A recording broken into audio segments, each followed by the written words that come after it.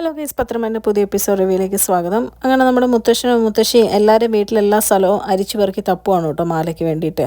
ആ സമയത്ത് ജലജ ഇങ്ങനെ മനസ്സിൽ ചിന്തിക്കുക, ഇന്ന് അവളുടെ അവസാനമാണ്, കനകൻ ഇന്ന് ഞാൻ പുറത്താക്കുമെന്നൊക്കെ ഓർത്ത് ഇങ്ങനെ ചിന്തിച്ച് സന്തോഷിച്ച് നടക്കുവാണ് കേട്ടോ. പിന്നെ എല്ലാവരും ഹാളിൽ ഒത്തുകൂടുകയാണ്.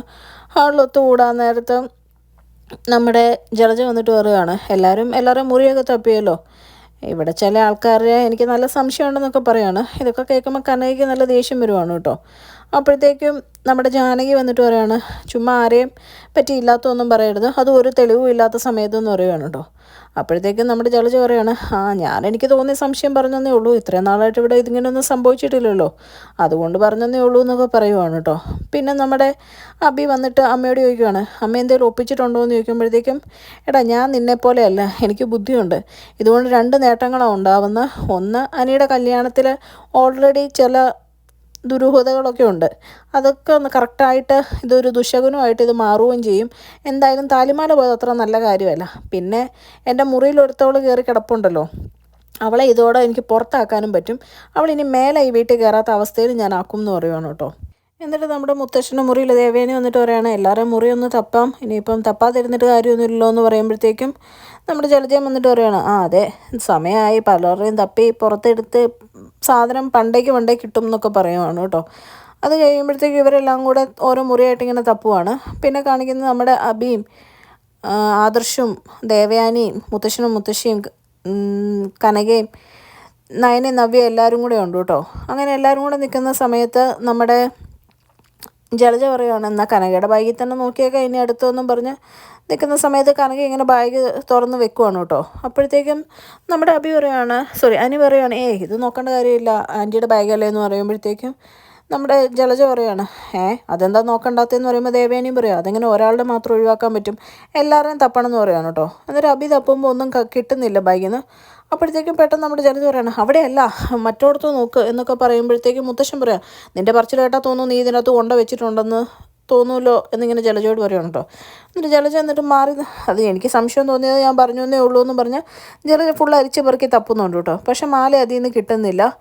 അപ്പോഴത്തേക്കും ജലജ അവിടുന്ന് കൂടെ ഇതെന്ത് പറ്റിയെന്ന് ഓർത്ത് ടെൻഷൻ അടിച്ച് വെള്ളോട്ട് ഇറങ്ങുവാണ് കേട്ടോ. ആ സമയത്ത് അബി ജലജയുടെ അടുത്ത് വന്നിട്ട് പറയുകയാണ്, എന്നെ ഓരോ കാര്യങ്ങൾ ചെയ്യുമ്പോൾ അമ്മ എൻ്റെ പ്ലാൻ പൊട്ടിപ്പോയി എന്നൊക്കെ പറയാറുണ്ടല്ലോ, അതിലൊരു അത്ഭുതമില്ല, എനിക്ക് അമ്മയുടെ അതേ ബുദ്ധിയാണ് കിട്ടിയേക്കുന്നതെന്ന് പറയുകയാണ് കേട്ടോ. ഇത് കേൾക്കുന്ന ജലജയ്ക്ക് ദേഷ്യം വന്നിട്ട് പറയുകയാണ്, ഒന്ന് പോടാ എന്നെ ദേഷ്യം പിടിപ്പിക്കാതെ, ഇനിയിപ്പോൾ നിൻ്റെ തലയിലോട്ടായിരിക്കും ഇത് വരാൻ പോകുന്നത്, ഇനി നമുക്ക് പോലീസിൽ അന്വേഷിക്കാൻ കൊടുത്താലോ എന്നിങ്ങനെ പറയുമ്പോഴത്തേക്കും അബി പറയാണ്, നല്ല ബെസ്റ്റ് ബുദ്ധി, പോലീസിനായി വന്നു കഴിഞ്ഞാൽ ആദ്യം ആ മാല എടുത്ത ആളുടെ അടുത്ത് വന്നായിരിക്കും കുരയ്ക്കുന്നത്, അത് അമ്മയുടെ അടുത്തോട്ടേ നേരെ വരുള്ളൂ എന്ന് പറയുകയാണ് കേട്ടോ. അപ്പോഴത്തേക്കും ജലജ, ഇതാകെ പണിയാവുമല്ലോ, എന്ത് ചെയ്യും എന്നോർത്ത് ഇങ്ങനെ ടെൻഷൻ അടിച്ച് നിൽക്കുവാണ് കേട്ടോ. എന്നിട്ട് ആരും കാണാതെ വീണ്ടും പോയി കനകയുടെ ബാഗ് തപ്പുവാണ്.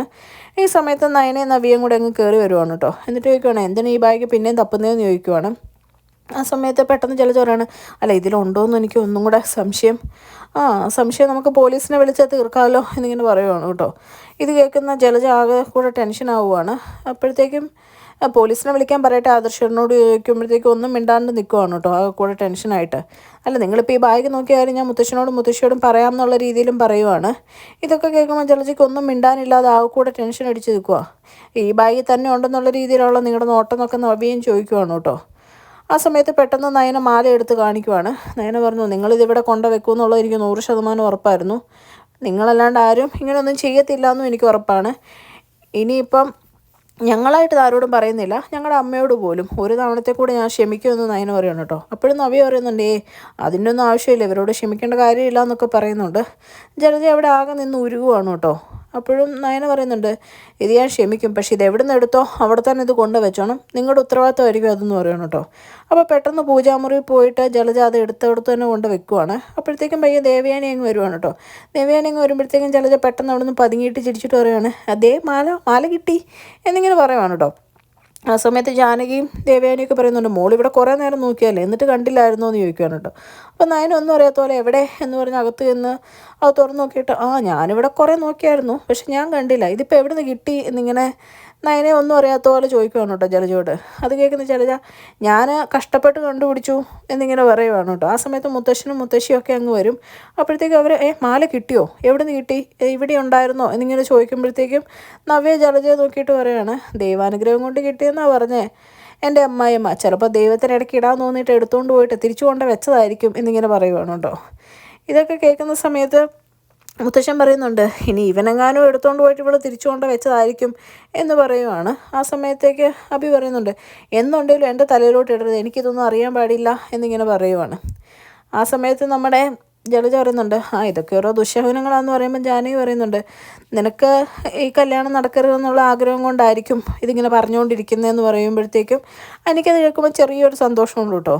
ആ സമയത്ത് തന്നെ നമ്മുടെ ദേവയാനി പറയുന്നുണ്ട്, ഇനി നിനക്ക് നീയും നിൻ്റെ മകനും അല്ലാതെ വേറെ ആരും രക്ഷപ്പെടുന്ന ഇഷ്ടമല്ലല്ലോ എന്നിങ്ങനെ ചോദിക്കുകയാണ് കേട്ടോ. ഇതൊക്കെ കേട്ട് ജലജ ആകെക്കൂടെ ദേഷ്യം വന്നിരിക്കുകയാണ്. ആ സമയത്ത് നമ്മുടെ മുത്തശ്ശി പറയുന്നുണ്ട്, കനകേ എന്തായാലും ഇത്രയൊക്കെ ആയി, ഇനിയിപ്പം കനക ഈ വീട്ടിലെ 2 മരുമക്കളുടെ അമ്മയാണ്. ആ അമ്മയുടെ മേളിൽ ആവശ്യമില്ലാതെ ആര് കയറിയാലും അതിന് പ്രതികരിക്കാനുള്ള എല്ലാവിധ അവകാശങ്ങളും കനകയ്ക്കുണ്ട്. അത് അടിക്കേണ്ടവരാണെങ്കിൽ അടിച്ചിരുത്തണം എന്നിങ്ങനെ പറയുവാണ് കേട്ടോ. ഇത് കേട്ട് സന്തോഷിച്ചിരിക്കുന്ന കനകനെ കാണിച്ചാണ് ഇന്നത്തെ എപ്പിസോഡ് അവസാനിക്കുന്നത്. ചാനൽ ഇഷ്ടപ്പെട്ടാൽ ലൈക്ക് ചെയ്യാനും സബ്സ്ക്രൈബ് ചെയ്യാനും കമൻറ്റ് ചെയ്യാനും മറക്കരുത്.